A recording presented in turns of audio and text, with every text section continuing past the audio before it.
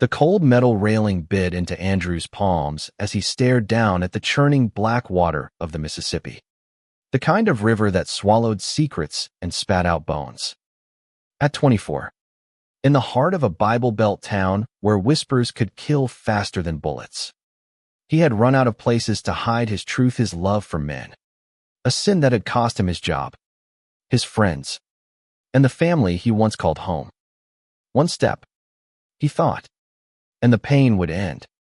But as the wind howled his name like a curse, a crumpled paper slipped from his pocket, unfurling like a flag of surrender. It was Max's drawing, that innocent scribble from a 9-year-old's crayon box. 2 stick figures with lopsided grins holding hands under a wobbly sun.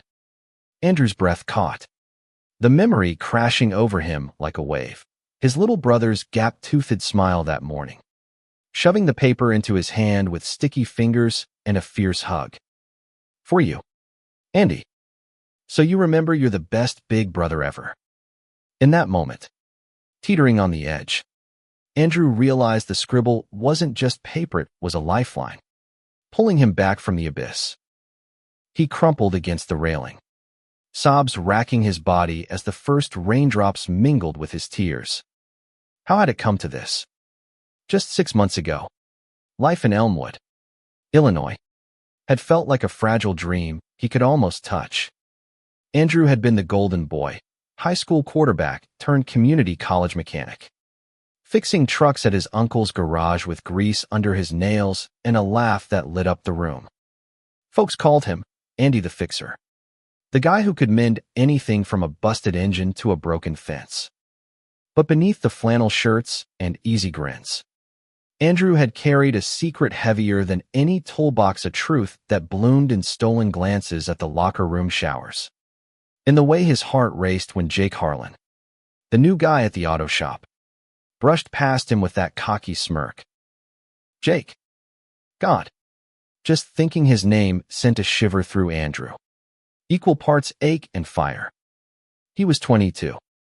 Broad-shouldered with sun-kissed skin from summers hauling hay on his family's farm, dark hair that fell into hazel eyes that saw too much.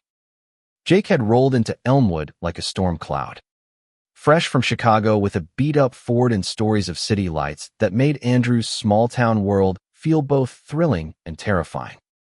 Their first real talk happened over a carburetor, oil-smeared hands inches apart. Jake's laugh rumbling low as he teased Andrew about his old-school wrench techniques. You fix things right, man. Most folks just slap on tape and call it good. Andrew had blushed, muttering something about tradition.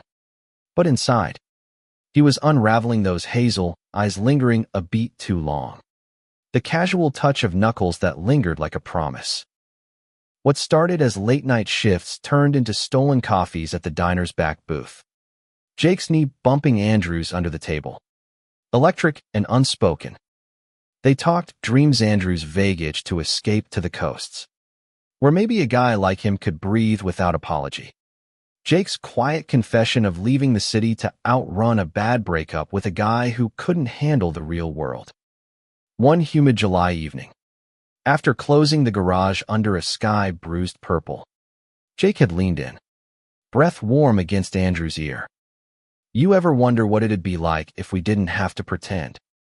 Andrew's world tilted, and he kissed him fierce, desperate, tasting of coffee and possibility right there against the workbench, tools clattering to the floor like applause.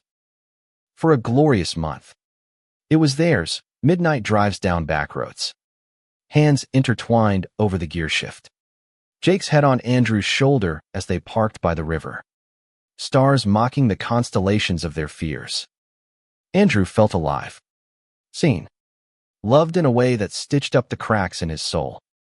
Jake whispered plans, maybe a life together, scraping by in some liberal college town, far from Elmwood's judgmental stares. You're worth fighting for, Andy, he'd say, fingers tracing Andrew's jaw, eyes fierce with a tenderness that made Andrew believe in miracles.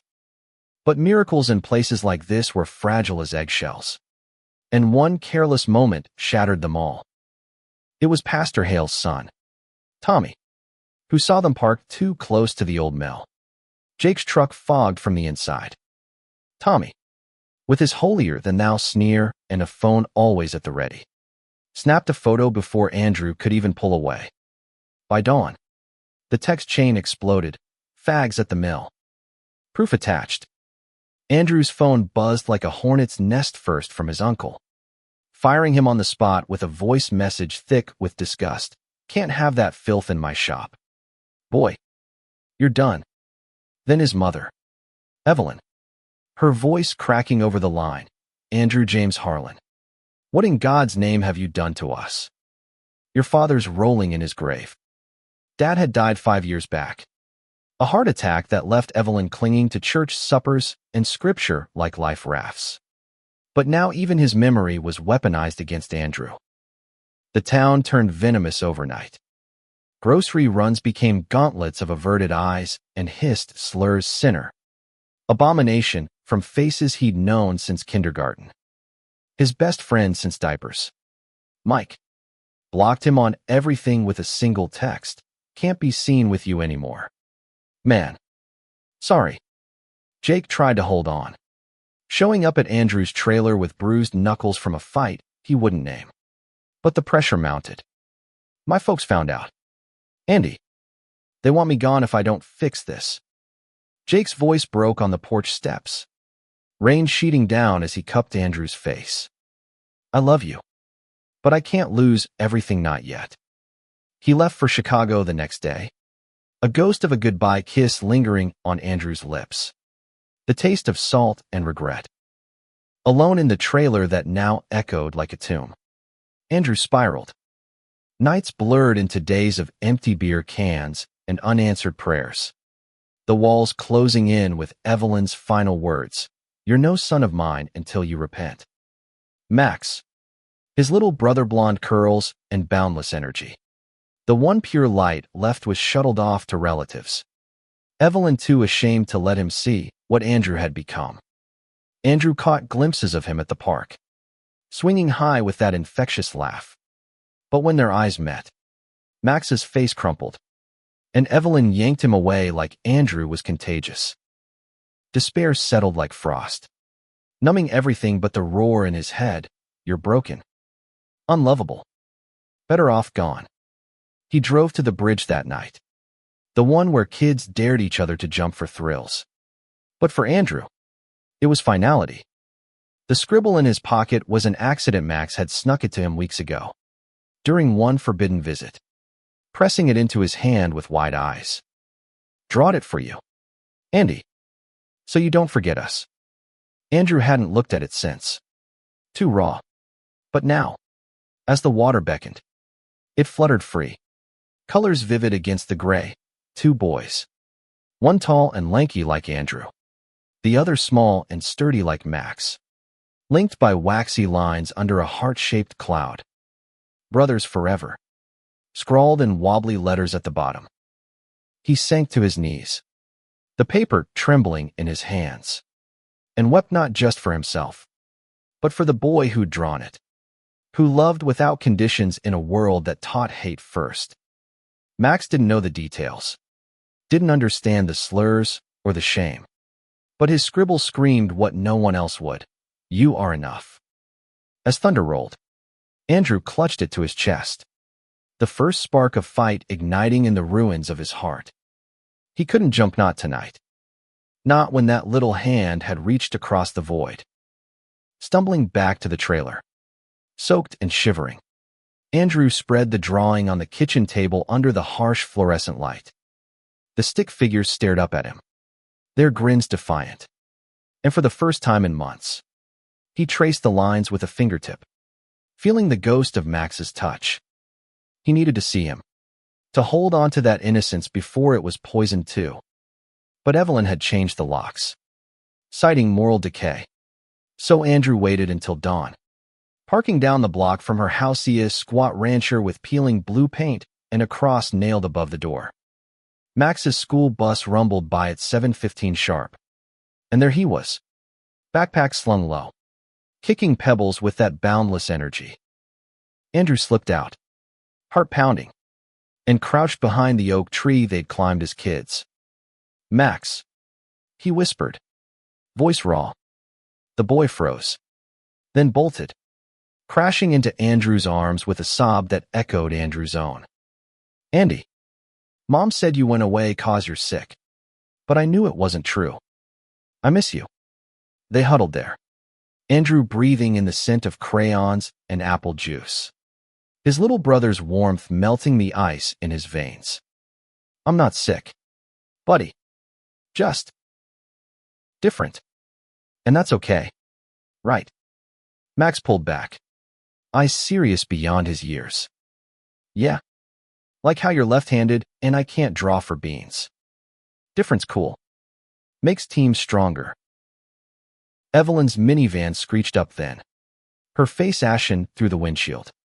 But before she could storm out, Andrew pressed a kiss to Max's forehead. "Keep drawing, kid. Your pictures save lives." He slipped away, the scribble tucked safe in his pocket, a talisman against the gathering storm. Back at the trailer, resolve hardened like cooling metal. He couldn't fix the town overnight, but he could fix himself start by reaching out to that helpline number he'd seen flickering on late-night TV. The one for folks like him.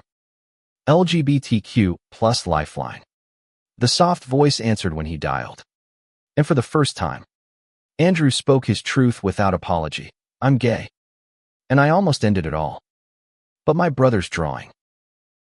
It reminded me I'm worth saving." The counselor, a warm baritone named Ray from a support group in Peoria, listened without judgment, sharing stories of others who'd clawed back from the edge. "You're not alone, Andrew. There's a whole world out there waiting for you, communities. Lives that celebrate who you are." By the call's end, Andrew had a meeting time, a pamphlet on local allies, and a fragile hope blooming like weeds through concrete. He spent the afternoon cleaning the trailer, scrubbing away the grime of despair. And when the sun dipped low, he texted Jake on a burner app, "Miss you. Working on me. Hope you're safe." No reply came that night, but Andrew didn't shatter. Instead, he pulled out an old sketchbook he's own, dusty from years of neglect, and tried his hand at drawing. Lines shaky but honest, a bridge not as an end, but a crossing. Max's scribble sat propped on the fridge, a daily reminder. Days blurred into a routine of job hunts, a temp gig at the warehouse, stocking shelves with wary glances but steady pay, and secret park meetups with Max, where they'd build forts from branches and talk dreams untainted by adult poison. "When I grow up," Max declared one afternoon, dirt-streaked face alight, "I'm gonna be an artist like Picasso, but with trucks. And you'll fix them for me. Right, Andy?" "Damn right," Andrew promised, ruffling his hair, the words slipping out unfiltered, his first small rebellion against the polished facade he'd worn for years. Evelyn caught wind of the visits. Of course, a neighbor's busybody report led to a confrontation on her porch, Bible in hand, eyes red-rimmed. "You're leading him astray, Andrew. This lifestyle of yours, it's a choice, and it's destroying us." He stood tall, the scribble's weight in his pocket like armor. "It's not a choice, Mom. It's me. And Max loves me anyway. Maybe you could try." She turned away, doors slamming like a verdict. But Andrew saw the crack the way her shoulders shook, hinting at grief beneath the fury. Emboldened, Andrew drove to Peoria the next weekend, nerves jangling like loose wires. The support group met in a nondescript community center, rainbow flags fluttering like welcomes. Ray greeted him with a firm handshake, introducing the circle, a mix of ages and stories, trans teens navigating school bathrooms, elders who'd hidden for decades, couples holding hands unashamed.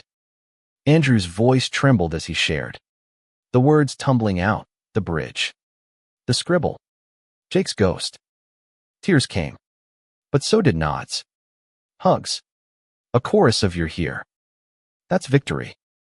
A woman named Lena, sharp-eyed and kind, slipped him her card. Pride event next month. Bring your brother if you can sneak him. Kids see the truth clearest. The drive home felt lighter. Windows down. Radio blasting an old Springsteen tune about highways and hidden hearts. Andrew stopped at a diner off the interstate, ordering pie he didn't need, just to sit and breathe in the anonymity. That's when his phone buzzed, not Jake, but a Peoria number, Marcus, from the group. A 26-year-old graphic designer with a gentle smile in his profile pic, who'd lingered after to chat. Hey, if you're up for it, coffee sometime. No pressure, just allies. Andrew's thumb hovered, heart stuttering, but he typed back, yeah, I'd like that.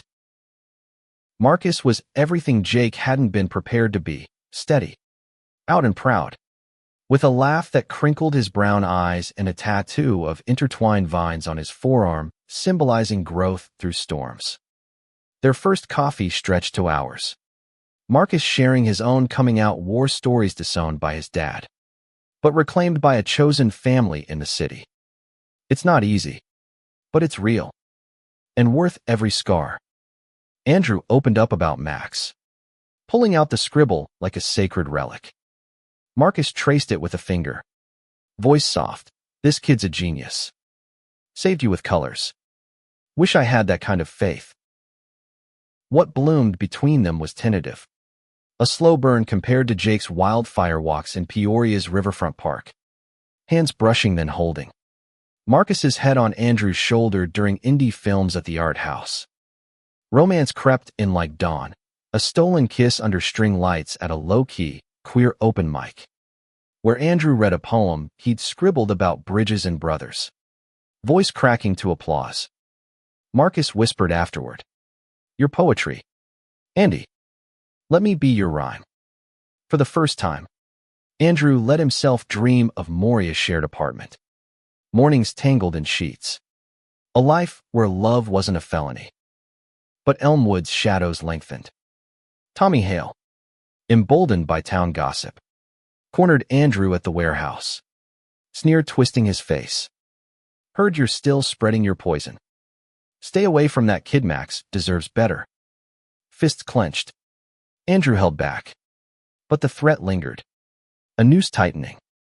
Evelyn escalated too, petitioning the church for a deprogramming retreat. Her voicemails pleading, then damning. Come home. Son. Let God fix you. Max, caught in the crossfire, started acting out, skipping school. Drawings turning dark with storm clouds over the stick figures.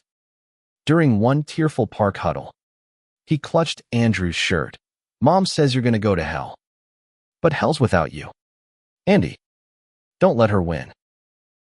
That night, rage and fear collided, propelling Andrew to Evelyn's door. He banged until she opened, Max peeking from the stairs. This ends now, he said, voice steel. I'm gay. It's not changing. And Max stays in my life. Or you lose us both. She recoiled. But Max darted down, wrapping arms around Andrew's legs.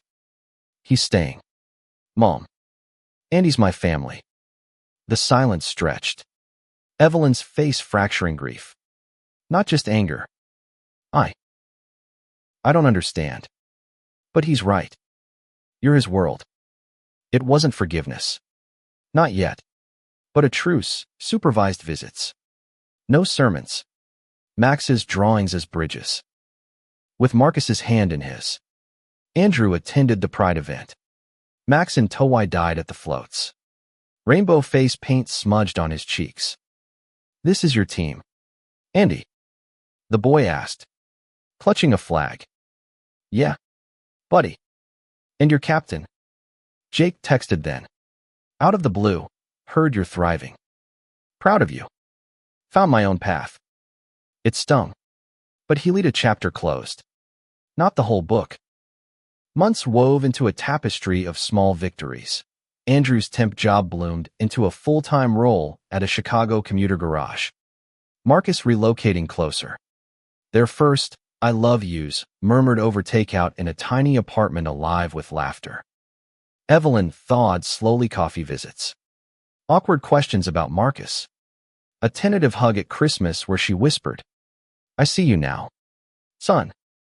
Sorry it took so long." Max's scribbles evolved into murals on their fridge, brothers, lovers, rainbows unbroken. 1 year to the day from the bridge. Andrew stood there again, not to end, but to begin. Max skipped stones into the water, Marcus's arm around his waist. The scribble framed in their living room like a medal. "You saved me, kid," Andrew said, lifting Max high. The boy grinned. "Crayon warrior." "Nah, Andy. We saved each other." In the river's murmur. Andrew heard it, redemption.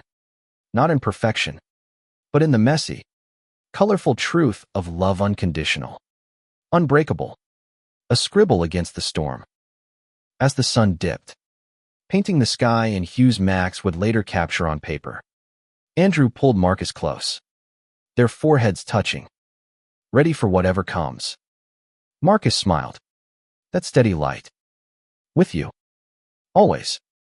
And in that embrace, with family woven from blood and choice, Andrew knew the greatest stories aren't endings, but the bold lines we draw next. The warehouse job had been a godsend, but it was the grind that rebuilt Andrew piece by piece, forklifts humming like heartbeats, shelves stacked high with possibility. He saved every penny, dreaming of that Chicago move. But reality nipped at his heels, rent due, truck repairs, and the gnawing worry from Max, whose school reports now trickled in via Evelyn's curt email straight A's, but notes on emotional withdrawal. Andrew's visits were lifelines, but the supervised ones chafed. Evelyn hovering like a hawk, her silence louder than sermons. One crisp October afternoon, as leaves skittered across the park like confetti, Max shoved a new drawing into Andrew's hand. The stick figures now with a curly-haired man with vines on his arm. All three linked under a banner reading, "Team Awesome."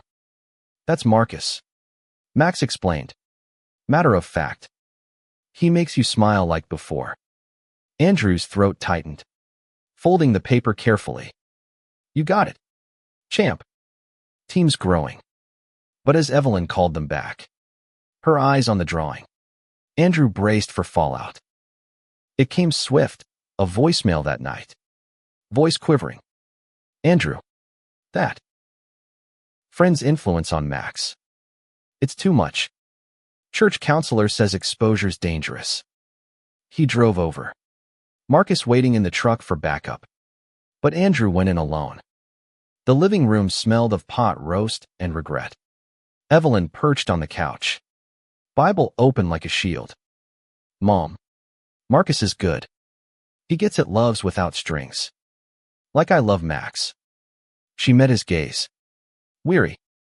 I prayed for a miracle, son, to change you. But God's showing me. Maybe the miracle's acceptance." Tears tracked her cheeks, and she reached out, hand trembling on his. "Bring him next Sunday. Dinner. If Max wants." The meal was a minefield, awkward silences broken by Max's chatter. Marcus charming with stories of city murals. Evelyn probing gently about his faith. Raised Catholic, he admitted, but found grace in the margins. Like Andrew. By pie. Walls cracked. Evelyn's laugh at Max's pie-in-the-face prank. A shared glance with Andrew heavy with unspoken sorries. It wasn't erasure of the pain, but a graft-old wounds healing crooked but strong. Emboldened, Andrew confided in Ray at group, the circle nodding as he unpacked the dinner. "That's progress. Man, family's a marathon." Lena chimed in, "And love. Don't rush it. But don't hide." Her words echoed when Marcus invited him to a gallery opening his designs on display. abstract swirls of color evoking hidden desires. Andrew stood transfixed before one, vines twisting into hearts.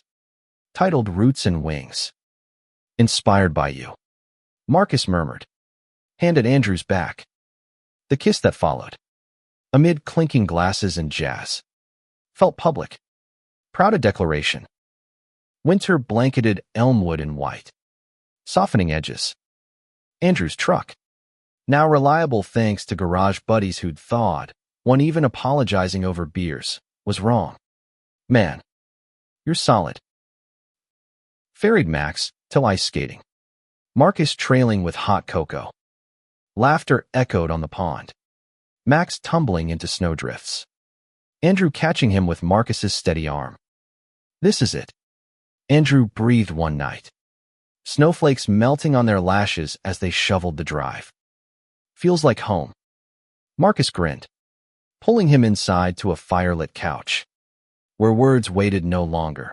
I love you. Andy. All of you, the fixer. The fighter. The heart. Spring thawed more than ground. Evelyn attended a PFLAG meeting in Peoria, returning quieter, slipping Andrew a book on journeying with your LGBTQ child. Visits unsupervised now. Max sleeping over. His snores a symphony in the trailer. Jake resurfaced once. A call from Seattle. Met someone. But you're the one who taught me courage. Closure. Sweet as it was bittersweet. By summer, the apartment hunt yielded a sunny walk-up in Chicago's edge views of the lake. Walls begging for Max's art. Moving day. Evelyn helped pack. Her hug fierce. Proud of you, son, for fighting.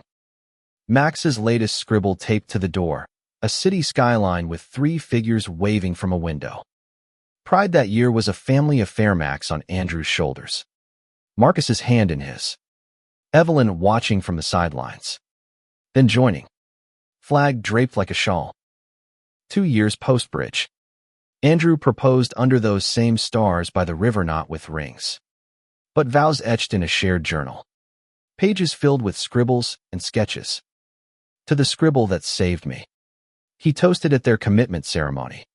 A backyard affair with Ray officiating. Lena baking the cake. Max, now 11 and leggy, read a poem, Brothers and Loves. Colors that stay. No end to our play. Evelyn wiped tears, whispering, my boys. Life unfurled. Andrew's mechanic shop gig evolving to custom restorations. Marcus's designs gracing queer mags. Max visiting with tales of art class triumphs. Storms came, a trans kid at group needing shelter. Evelyn's cancer scare caught early, treated with family rallies. But through each, the scribble's lesson held love as lifeline, drawn in crayon truth. On quiet nights, Andrew traced Marcus's tattoo. Max's latest masterpiece on the Walla Rainbow Bridge spanning rivers of doubt. We made it, he'd say. And in the hush, with hands entwined, he knew salvation wasn't absence of pain, but the bold, scribbled persistence to color anyway. The Chicago apartment became a sanctuary, walls echoing with Max's weekend whoops and the sizzle of Marcus's experimental stir-fries. Andrew woke to sunlight slanting through blinds. Marcus's curls tickling his neck. A far cry from the trailer's stale air. Workdays blurred into evenings of board games. Max trouncing them at Monopoly with gleeful capitalism and stolen moments where Marcus would pull Andrew into the bedroom. Door clicked shut. Bodies rediscovering each other like old maps. You're my anchor, Marcus gasped once. Post-love haze. Fingers mapping Andrew's scars, literal from a shop mishap, figurative from the fall. Andrew kissed his palm. And you're the wind. Evelyn's integration was tentative. A weekly call evolving to monthly dinners where she'd grill Marcus on recipes that curry Sinfulan the best way, and share church gossip minus the brimstone. Max bridged them. His chatter in neutral zone, grandma. Andy fixed a Ferrari. Like in the movies. Her laugh, once rare, flowed freer. And one night, post Mac's bedtime, she pulled Andrew aside. I was scared, son, of losing you to a world I didn't know. But this. She gestured to the photo's pride selfies. Ice rink candids, this is joy. I want that for you. He hugged her, the scent of lavender soap mingling with forgiveness. Challenges reared. Uninvited. Tommy Hale, now a deputy with a chip on his badge, pulled Andrew over for a taillight that wasn't out. Smirked sharp, just checking on the town's prodigal. Marcus fumed later. But Andrew diffused with humor, badge of honor. Means I'm visible. Visibility grew Andrew volunteering at the center, co-leading a youth group where scared teens shared Scribble-like secrets. One boy, echoing his own bridge night, clutched a drawing of wings. Andrew shared Max's tale, watching hope flicker. Romance deepened.